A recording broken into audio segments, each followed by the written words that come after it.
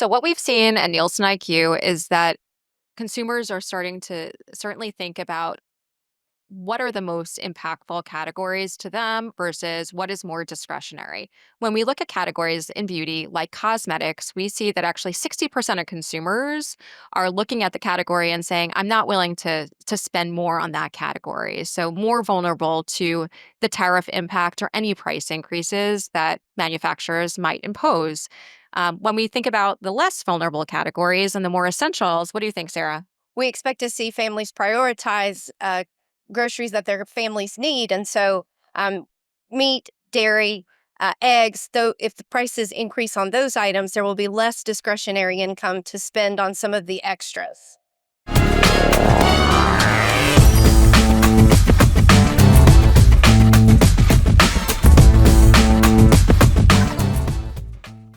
With the latest assessment, because things are changing sort of all the time and every day, we expect the average U.S.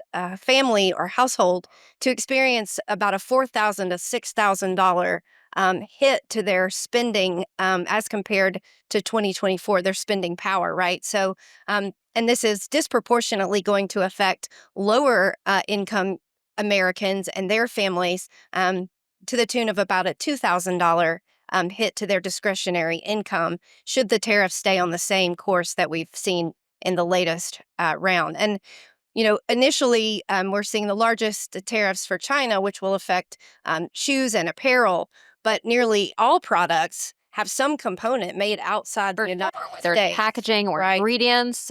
There's many categories, most categories that are susceptible to tariff implications. Right. We're really already seeing the effects of the tariffs as people are shifting channels. For the first time, we're seeing higher income households actually shift down to mass and go to like Walmart more often. We're seeing families shift to club to buy larger pack sizes where the value per unit is higher.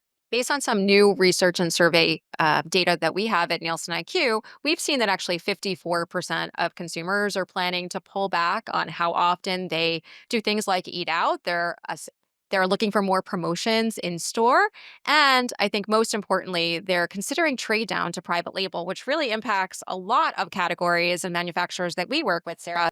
I certainly think retailers are going to have to take a look at their pricing strategy. We're hearing here at the conference that manufacturers are already trying to pass some proactive price increases on to the retailers, and the retailers are being a little more guarded and saying, hang on just a second, let's sort of see how this is going to net out before we take any drastic action.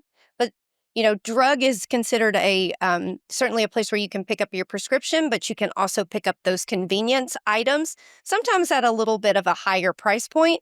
And so it will be important for drug retailers to really look at promotions that they can run on essential items to try to drive that traffic, right? And maybe offset, some of the perception that drug may be higher price. Yeah, from a manufacturer lens, as they increase prices and sometimes being forced to do so, how do they offset that with their promotional calendars to be able to offer consumers some value at the register and really help to incentivize the not trading down to private label behavior? Exactly. Or to even promote their own great private brands.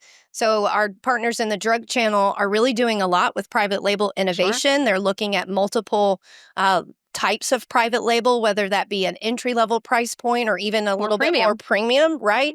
And so there's really a way that all of our retailers can look to their private label portfolio to provide a product that's a great price point for the customer. I agree.